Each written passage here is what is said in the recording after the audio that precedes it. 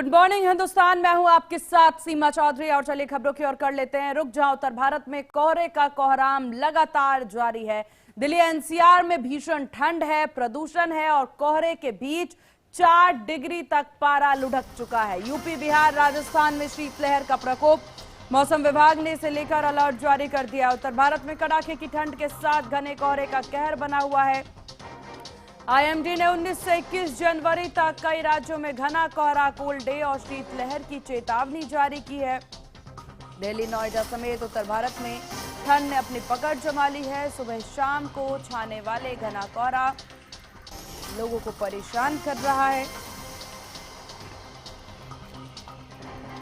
वहीं राजधानी दिल्ली में आपको बता दें गलन वाली ठंड महसूस हो रही है। इसी बीच मौसम विभाग ने 7 राज्यों में बारिश का अलर्ट जारी कर दिया है। बारिश की वजह से इन राज्यों के तापमान में भी भारी गिरावट आएगी। दिल्ली से सटे यूपी, बिहार में आज शीतलहर की चेतावनी जारी की गई है। तो वहीं पहाड़ों में भी मौसम करवट लेगा। उत्तराखंड और हिमाचल में जल्द मौसम बिगड़ने वाला है। हिमाचल प्रदेश के मनाली, लाहौल स्पीति, कांगड़ा, चंबा और कुल्लू में आज से 3 दिनों तक बारिश और हल्की बर्फबारी होने की संभावना जताई गई है।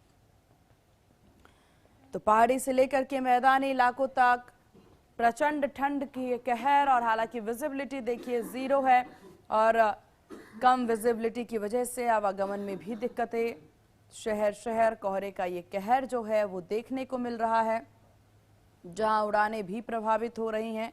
तो वहीं आपको बता दें ठंड और कोहरे की वजह से बहुत सी जगहों से दुर्घटना भरी खबरें भी सामने आ रही हैं। तो दिल्ली पर कोहरे का कहर है और साथ ही साथ ठंड और प्रदूषण भी है, यानी ट्रिपल अटैक दिल्ली की जनता झेल रही है।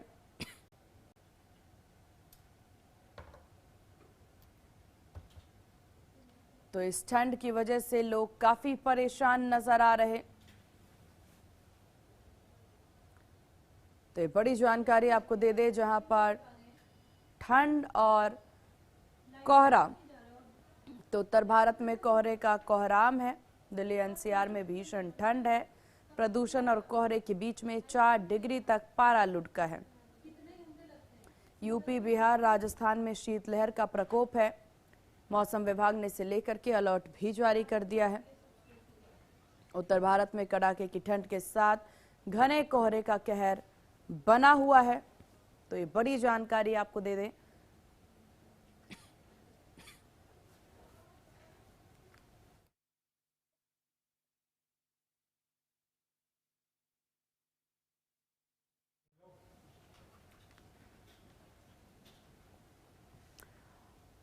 और चलिए ठंड पर ग्राउंड जीरो से हमारे सहयोगी लगातार हमारे साथ बने हुए। हमारे साथ प्रवीण कुमार गाजियाबाद से हैं, आदेश सैनी हमारे साथ मुजफ्फरनगर से है, धुरेंद्र हमारे साथ झांसी से बने हुए हैं। झांसी से धुरेंद्र हमारे साथ लगातार बने हुए हैं। हालांकि धुरेंद्र, झांसी में ठंड को लेकर के किस तरह की तस्वीरें नजर आ रही हैं इस वक्त? बिल्कुल, जब पहाड़ी इलाके में जब बर्फबारी हुई तो कहीं ना कहीं मैदानी इलाके में भी इस बर्फबारी का असर हुआ है। और हम झांसी की बात करें, उत्तर प्रदेश के झांसी में इस वक्त हम बात करें तो करीब 6 डिग्री सेल्सियस इस समय तापमान है। और इस समय अगर हम दिखाने का प्रयास करें तो देखो लगातार आग से लोग हाथ सेकते नजर आ रहे हैं और पूरे लोग दिख रहे होंगे साफ तौर पर। कहीं ना कहीं पूरे जो जैकेट है, मफलर है, कानों को ढके हुए, क्योंकि सर्दी अपने पूरे सितम पर है। और ये तस्वीरें साफ बता रही है कि कहीं ना कहीं अगर हम जो पहाड़ी मैदान है, पहाड़ी इलाका है, उसमें जो बर्फबारी हुई है उसका असर हम यूपी में भी दिखने लगा है। और झांसी तक ये सर्दी अपना सितम ढा रही है। जी बिल्कुल। और इस वक्त धीरेन्द्र, जो लोग आपके साथ मौजूद हैं पीछे अलाव का सहारा लेते नजर आ रहे हैं, जरा उनसे भी जानने की कोशिश करें इस ठंड से कितने बेहाल वो लोग। बिल्कुल, हम कुछ लोग हमारे साथ मौजूद हैं, हम उनसे बात कर लेते हैं किस प्रकार इस समय सर्दी का सितम है। खास तौर पर ये बुजुर्ग हमारे साथ चाचा जी जो खड़े हैं, इनकी करीब 55 से 60 वर्ष उम्र है। किस तरह सर्दी सितम ढा रही है? सर, क्या नाम है आपका? अच्छा, सर्दी किस तरह यहाँ पर अपना सितम ढा रही है? तो सुबह से निकलना होता है तो क्या सुबह धुंध भी रहती है? सर्दी का क्या असर है यहाँ? तो दैनिक रोजमर्रा के कार्य बिल्कुल कहीं ना कहीं सर्दी चरम ढा रही है, लेकिन जो कहते हैं कि पेड़ की आग बुझाने के लिए काम तो करना ही होगा। ये उस तबके के लोग हैं जो अपनी दैनिक मजदूरी कह रहे, दैनिक कार्य करने के बाद ही अपने पेड़ आग बुझा पाते हैं। तो कहीं ना कहीं इस सर्दी के सितम के बीच भी ये अपने पेड़ की आग बुझाने के लिए सड़कों पर निकलना पड़ता है, वर्क करना पड़ता है, काम करना पड़ता है। लेकिन इस कहीं ना कहीं आग से जो लोग हैं हाथ सेकते और राहत पाते नजर आ रहे हैं। जी बिल्कुल धीरेन्द्र, आपके पास आएंगे। प्रवीण हमारे साथ गाजियाबाद से बने हुए। प्रवीण, गाजियाबाद को लेकर के किस तरह की अपडेट, ठंड कितनी है गाजियाबाद में और लोग यहाँ पर भीख या अलाव का सहारा लेते नजर आ रहे हैं? बिल्कुल सीमा, मैं आपको बता दूं गाजियाबाद के तापमान में जो कल सबसे ज्यादा कम तापमान में गिरावट दर्ज की गई है, वहीं आज तापमान में थोड़ा सुधार है। मतलब कि आज के सुबह का तापमान की बात करें तो 9 डिग्री सेल्सियस रिकॉर्ड दर्ज किया गया, जो कि सामान्य से थोड़ा लोगों को राहत मिल रही है। और वहीं अधिकतम तापमान आज गाजियाबाद का 22 डिग्री सेंटीग्रेड रहने वाला है। आपको बता दूं दरअसल उत्तर भारत के जो कई राज्य इस समय ठंड और कोहरे की चपेट है, उसका असर ही उत्तर प्रदेश कई जिलों में देखने को मिल रहा है। गाजियाबाद में भी सुबह के समय और रात के समय घना कोहरा सड़कों पर छा जाता है, जिससे लोगों की काफी परेशानी बढ़ जाती है। आपको बता दें इस समय जहां मौजूद है वहां आपको पीछे दिखाई देगा कि कोहरा की जो विजिबिलिटी है वो लगभग 100 से 200 मीटर के करीब है, क्योंकि सुबह के समय तो कोहरे की विजिबिलिटी बहुत ही शून्य के लगभग बराबर थी, लेकिन 8 बजे से ज्यादा का समय हो गया तो अब धीरे धीरे हवा भी की रफ्तार भी बढ़ रही है और सड़कों से कोहरा भी छट रहा है और हल्की हल्की धूप निकलने के भी आसार आज दिन में दिखाई देने वाले हैं, जिससे लोगों को थोड़ी राहत मिलेगी। ठीक है प्रवीण, आपके पास वापस आएंगे। आदेश हमारे साथ लगातार बने हुए हैं। आदेश, ठंड को लेकर मुजफ्फरनगर से क्या कुछ बड़ी अपडेट? देखिए बिल्कुल मैं आपको बता दूं कि मुजफ्फरनगर में पिछले कई दिनों से जो है कड़ाके की ठंड जारी है। हालांकि आज जो है कुछ ठंड से राहत मिली है। आज जो है कोहरे का असर भी कम देखने को मिला है, लेकिन लगातार शीतलहर के चलते कहीं ना कहीं जो है लोगों के जो जनजीवन है, जो आम लोग हैं, उनके जनजीवन को कहीं ना कहीं प्रभावित करने का काम ठंड ने यहाँ पर किया है। और पिछले कई सालों का जो है रिकॉर्ड मुजफ्फरनगर में जो सर्दी है उसको तोड़ने का भी काम किया है। अगले 2 दिनों बाद जो है बारिश का अलर्ट जारी किया गया है। मौसम विभाग द्वारा बारिश की चेतावनी दी गई है, तो कहीं ना कहीं ठंड बढ़ने की भी आशंका नजर आ रही है। जी बिल्कुल आदेश, आपके आसपास अगर कुछ लोग हो तो जरा उनसे जानने की कोशिश करें ठंड को लेकर के क्या कुछ हाल है उनके। जी बिल्कुल, आज अगर हम ठंड की बात करें तो आज ठंड और पिछले कई दिनों से किस तरह की ठंड पड़ रही है? बहुत अच्छा मौसम है हमारे यहाँ पे मुजफ्फरनगर में। और पिछले कई दिनों से जो है किस तरह की ठंड थी? बहुत शीतलहर चल रही थी यहाँ पे, बहुत तबियत भी खराब हो गई, बल्कि 1-2 इंतकाल भी हुए। बहुत ठंड थी, बहुत ज्यादा। जैसी ठंड अब से कई साल पहले हुई थी, बहुत ज्यादा ठंड थी। तो क्या ठंड का रिकॉर्ड टूटता नजर आया? टूट गया, जब का रिकॉर्ड टूट गया। तो अभी देखिए हमारे साथ एक व्यक्ति थे, एक युवक थे, उन्होंने बताया कि पिछले कई सालों का जो है यहाँ रिकॉर्ड टूटता नजर आया है और ठंड में कई मौतें भी इन्होंने होना बताया है, क्योंकि इस सीजन में जो है अधिक ठंड होने की वजह से कहीं ना कहीं जो है लोगों को परेशानियों का सामना भी करना पड़ा है। जी बिल्कुल आदेश, ठंड बहुत ज्यादा है। हालांकि मुजफ्फरनगर में ठंड की तस्वीरें थोड़ी सी कम नजर आ रही है प्रवीण, क्योंकि मुजफ्फरनगर में देखिए इतनी प्रचंड ठंड नहीं है। बाकी यूपी के अन्य जिलों में बहुत ज्यादा ठंड है। दिल्ली एनसीआर तो ट्रिपल मार झेल रही है, कोहरा, ठंड और प्रदूषण। बिल्कुल सीमा, आपको बता दें उत्तर भारत के जो ऊपरी जो पहाड़ी वाले इलाके हैं, हिमाचल प्रदेश, उत्तराखंड, जम्मू कश्मीर, इनमें लगातार बर्फबारी की आशंका जताई जा रही है। हालांकि बर्फबारी भी हुई है, जिसका असर पूरे उत्तर भारत के कई राज्यों समेत उत्तर प्रदेश के 36 से लेकर 40 जिलों में देखने को मिल रहा है। सुबह के समय घना कोहरा और रात के समय घना कोहरा और दिन के समय भी पूरे कई जिलों में कोहरा देखने को मिलता है। इससे पता अंदाजा मौसम विभाग ने जैसा कहा था कि पूरी जनवरी इसी तरीके से कोहरे और सर्दी और शीत की लहर की चपेट में देखने को मिलेगी। फिलहाल जो है कुछ जिलों में जो है राहत देखने को मिल रही है, लेकिन मौसम विभाग ने पूर्व अनुमान लगाते हुए कह दिया है कि उत्तर भारत में जो नीचे से 2 पश्चिम विक्षोभ इस समय सक्रिय हो रहे हैं, जो कि उत्तर भारत के अफगानिस्तान, पाकिस्तान से वो सक्रिय होते हुए चक्रवात बनेगा, जिसके बाद उत्तर भारत के पहाड़ी इलाकों में 2-3 दिन बाद बर्फबारी के साथ और अन्य 16 राज्यों में बारिश की संभावना बताई जा रही है। यानी कि अगले 3 दिनों बाद फिर से एक बार बारिश होगी और मौसम में फिर बढ़ोतरी के साथ सुधार भी देखा जाएगा और सड़कों पर से कोहरा छट जाएगा। फिलहाल मौसम विभाग ने 23 जनवरी तक बारिश की संभावना जताई है। बिल्कुल। और धीरेन्द्र, यहाँ पर अगर झांसी की बात कर ली जाए, क्योंकि बारिश की चेतावनी जता दी गई है, झांसी की तस्वीरें आपने दिखाई, कितना ज्यादा ठंड है, लोग अलाव का सहारा लेते नजर आ रहे हैं। विजिबिलिटी को लेकर किस तरह की जानकारी, विजिबिलिटी कितनी नजर आ रही है इस वक्त? देखिए, आप बता दें कि इस समय हम विजुअलिटी की बात करें तो विजुअलिटी तो काफी साफ यहाँ पर है, लेकिन जो सर्दी है वो गलन वाली सर्दी है और हाड़ कपल सर्दी है, जिससे लोग बेहद परेशान है। और आपको मैंने तस्वीरों में दिखाया, लगातार लोग अलाव के हाथ सेकते नजर आ रहे हैं। और सुबह के वक्त जब लोग निकलते हैं तो कहीं ना कहीं ये हाड़ कपल सर्दी और गलन वाली सर्दी से लोग इस सर्दी के सितम से बेहद परेशान है।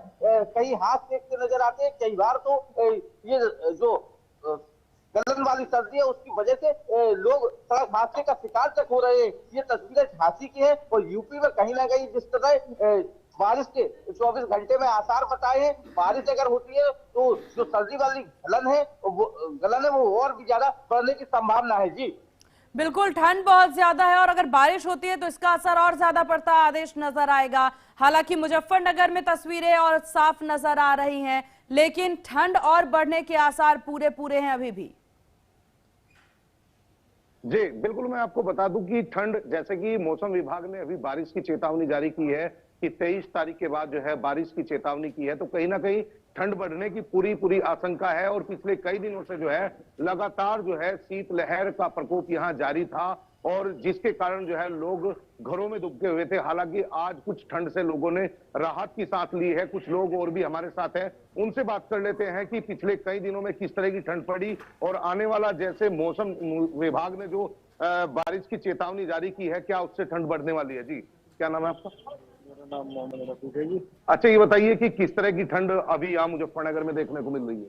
ठंड इतनी है कि इस बार कई सालों का रिकॉर्ड टूटा है। बहुत ज्यादा ठंड थी, लोग जो है घरों में डूबे हुए थे, लेकिन 2 दिन से पब्लिक ने राहत की सांस ली है। तो देखिए, अभी हमारे साथ एक युवक थे, उन्होंने बताया कि पिछले कई दिनों से जो है ठंड काफी अधिक पड़ रही थी, लेकिन अब 2 दिनों से कुछ राहत मिली है ठंड से और कहीं ना कहीं धूप भी खिल रही है यहाँ, जिससे लोगों को राहत की जरा सांस मिली आदेश है। इनसे ये भी जानने की कोशिश करें कि ठंड की वजह से जो प्रशासनिक व्यवस्थाएं की गई हैं, क्या उससे वो खुश हैं? साथ ही साथ रैन बसेरों की व्यवस्थाएं कैसी हैं मुजफ्फरनगर में?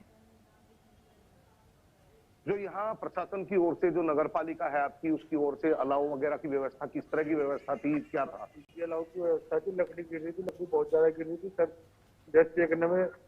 और जी आम जनता को लोगों में आने जाने में कोई दिक्कत नहीं हुई।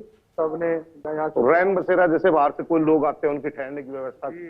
उनकी व्यवस्था थी और कंबल भी वितरित हुआ है और चादर। ठीक, तो अभी बताया इन्होंने कि रैन बसेरों की अच्छी व्यवस्था थी और अलाव की भी अच्छी व्यवस्था बिल्कुल, यहाँ क्योंकि की गई ठंड थी। बहुत ज्यादा है और ऐसे में बहुत जरूरी है हर कोई अपना ख्याल रखे, खासतौर पर प्रशासनिक व्यवस्थाएं भी अब दुरुस्त होती नजर आ रही हैं।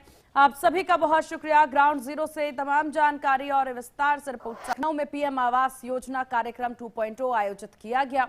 इस कार्यक्रम में यूपी के मुख्यमंत्री योगी आदित्यनाथ ने शिरकत की और इस कार्यक्रम में सीएम योगी ने प्रधानमंत्री आवास योजना शहरी 2.0 के तहत लाभार्थियों के खाते में सीधे फंड ट्रांसफर किया। एक क्लिक के माध्यम से उत्तर प्रदेश के 2 लाख परिवारों के बैंक खातों में 1-1 लाख रुपए की किश्त भेजी गई। इस अवसर पर कुल 2000 करोड़ रुपए जो लाभार्थियों के खातों में ट्रांसफर किए गए और इस मौके पर मंच से सीएम ने सरकार की उपलब्धियां गिनाई। सीएम ने कहा, स्वतंत्रता के बाद 60 लाख से अधिक परिवार पहली बार अपने आवास का लाभ उठा रहे हैं, जो पीएम मोदी के विजन और नेतृत्व का परिणाम है।